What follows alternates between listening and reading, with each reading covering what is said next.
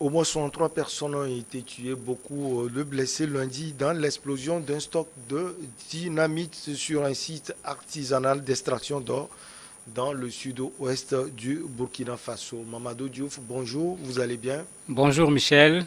Des bâtons de dynamite de contrebande ont été à la base de cette explosion, dit-on. Oui, tout à fait. C'est des bâtons de dynamite qui sont utilisés on les appelle des orpailleurs traditionnels puisque c'est des gens qui ont besoin de la dynamite pour écraser la roche puisque comme les gens le voient à la télé, ils prennent la poudre pour mettre dans de l'eau, pour tamiser et pouvoir ramasser de la poudre ou bien des pépites d'or dans ces mines qu'on considère comme étant des mines artisanales où il n'y a rien de particulier qui a été fait. Les gens viennent pour chercher de l'or. Ils ont besoin de la dynamite. J'allais dire que ça fait partie de leurs instruments de travail. Et bien sûr, certainement, quelqu'un les a disposés quelque part pour les vendre dans des conditions qui ne sont pas légales. Les conditions de sécurité n'étaient pas réunies. Il y a eu certainement une imprudence qui a abouti à l'explosion qui a malheureusement causé des dégâts énormes, comme vous venez de le montrer. Mamadou, on décrit des scènes d'horreur, des blessés dont des femmes et des enfants. On se pose la question, les enfants vont chercher quoi là? Mais il y en a beaucoup. C'est des zones où, quand vous venez, vous avez des enfants qui sont là-bas. Vous avez des gens qui sont venus s'installer avec leur famille d'abord. Donc, vous avez des enfants qui sont là, qui également soit transportent le sable, soit tamisent pour chercher l'or.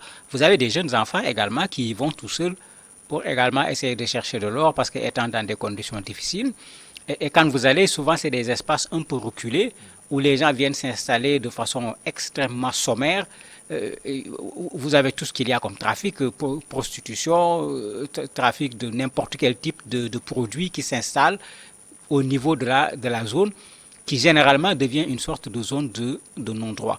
Maintenant, vous avez un marché parallèle où on va pouvoir vendre l'or, parce que c'est la première chose, mais où on va pouvoir acheter du cyanure, parce qu'ils en ont besoin pour le travail qu'ils font. On va vouloir acheter également de la dynamite, et pour le moment, on n'a pas toutes les informations. C'est quelque part où ces dynamites avaient été stockées.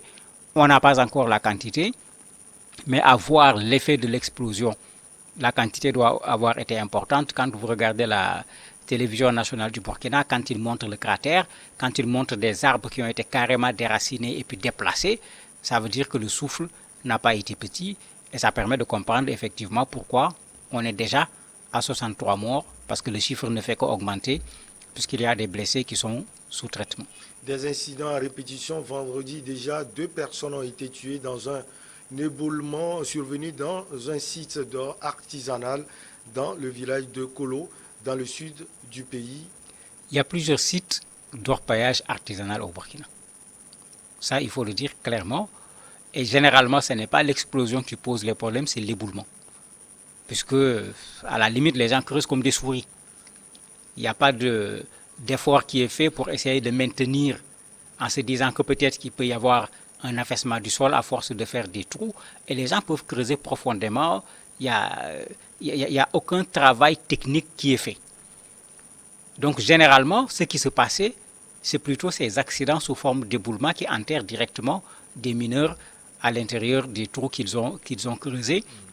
Et à chaque fois, l'État intervient a posteriori pour venir fermer la mine, interdire l'accès. Mais quelque temps après, vous avez les populations qui reviennent et qui recommencent le travail là où il y a eu des problèmes.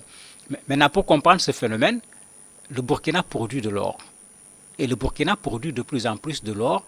Le ministère des Mines parle de 70 tonnes par année.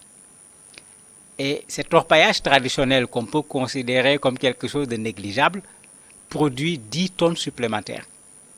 Bon, quand on dit 10 tonnes d'or, quand même, ce n'est pas rien. C'est vrai que tout le monde n'y gagne pas.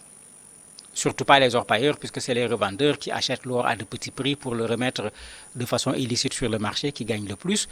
Et à cause de ces 10 tonnes d'or, vous avez 1,5 million de Burkinabés et d'étrangers, parce que tous ne sont pas des Burkinabés, qui travaillent dans cet orpaillage clandestin, si on peut l'appeler ainsi. Et ça permet de comprendre pourquoi, effectivement, de temps en temps, dans tel ou tel autre endroit, il y a soit ce genre d'incident, soit des éboulements, soit parfois même des bagarres qui aboutissent à la mort d'homme, puisque quand vous allez, les cabarets sont là-bas pour boire l'alcool traditionnel, etc. Et ça facilite les risques qui se traduisent également parfois par des violences. Alors, vu la répétition de ces incendies, faut-il aller à l'interdiction pure de l'orpaillage? Ça va être compliqué pour deux raisons. J'ai dit 1,5 million de personnes qui travaillent dans l'orpaillage artisanal. Se lever du jour au lendemain, dire à 1,5 million personnes vous ne travaillez plus, c'est un problème. Surtout quand vous ne pouvez pas les reconvertir pour que ces gens fassent un autre travail. Et la deuxième chose, ces mines sont un peu partout. Est-ce que l'État burkinabé est en mesure, en interdisant cet orpaillage artisanal, de mettre les personnes pour pouvoir empêcher l'orpaillage traditionnel? La mine de Gawa, celle où il y a eu l'explosion, le gouverneur a déjà pris un arrêté en interdisant, en fermant la mine, tout simplement. Mais je vous assure, dans 2 mois, si vous y allez, vous allez voir ceux qui ont l'habitude de gagner leur vie là-bas, commencer à trouver des moyens pour pouvoir continuer à faire de l'orpaillage, parce que quand tu leur demandes d'aller s'asseoir, c'est comme si tu leur demandes d'aller se débrouiller pour voir où ils vont trouver à boire et à manger. Et comme je l'ai dit, c'est des trucs qui sont à l'écart. Les gens ont quitté généralement chez eux pour venir s'installer dans cet endroit uniquement à cause de l'orpaillage. Et ça fait partie de ce qui a expliqué également le niveau des catastrophes, puisque les gens n'habitaient pas dans des constructions qui sont solides. Donc si le souffle déracine des racines, ne parlons pas des constructions qui ont été faites avec surtout des tôles, mais vraiment du matériel qui ne peut pas résister à une explosion. Mamadou, le Burkina vit des moments difficiles, on parle de terrorisme, on parle également d'autres mots qui minent la société burkinabé. Il y a aussi ces incidents répétés. Alors, comment, selon vous, le mouvement patriotique pour la sauvegarde et la restauration va pouvoir résoudre ces problèmes? C'est vrai que le Burkina vit un moment extrêmement difficile.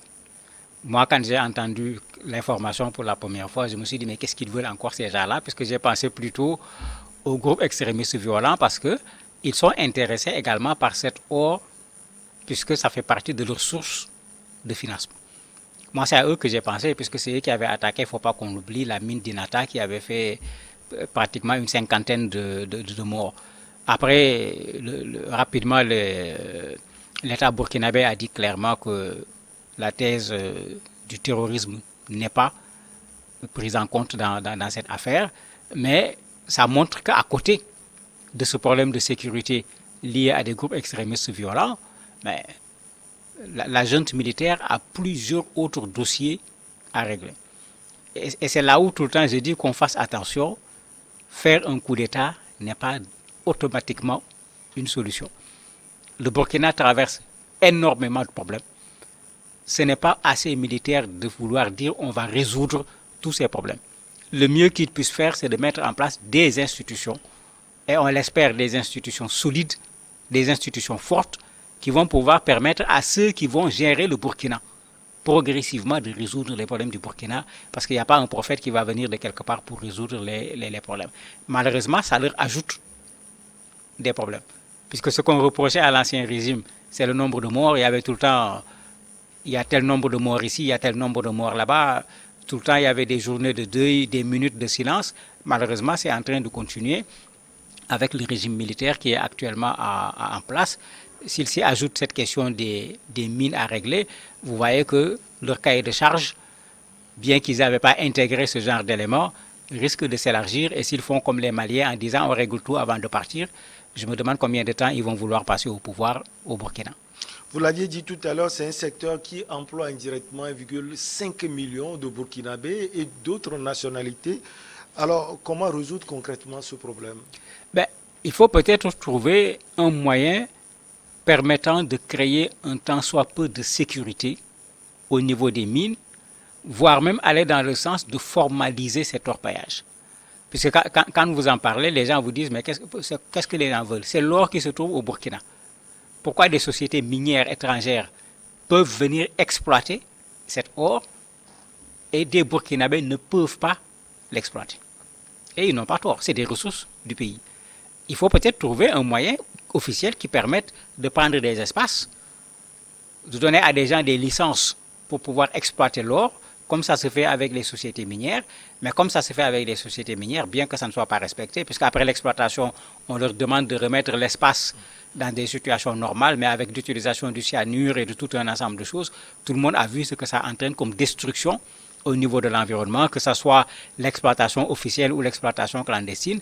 Mais l'État peut essayer de réglementer aussi bien avec les sociétés minières qu'avec ces orpailleurs traditionnels qu'il pourrait organiser sous forme de groupements d'intérêt économique éventuellement, pour que ceux qui veulent exploiter cet or puissent le faire, d'abord dans les règles, mais ensuite dans des conditions de sécurité, et ça permettra même éventuellement à l'État de pouvoir frapper des taxes sur ces 10 tonnes d'or qui sont en train d'échapper carrément au circuit officiel.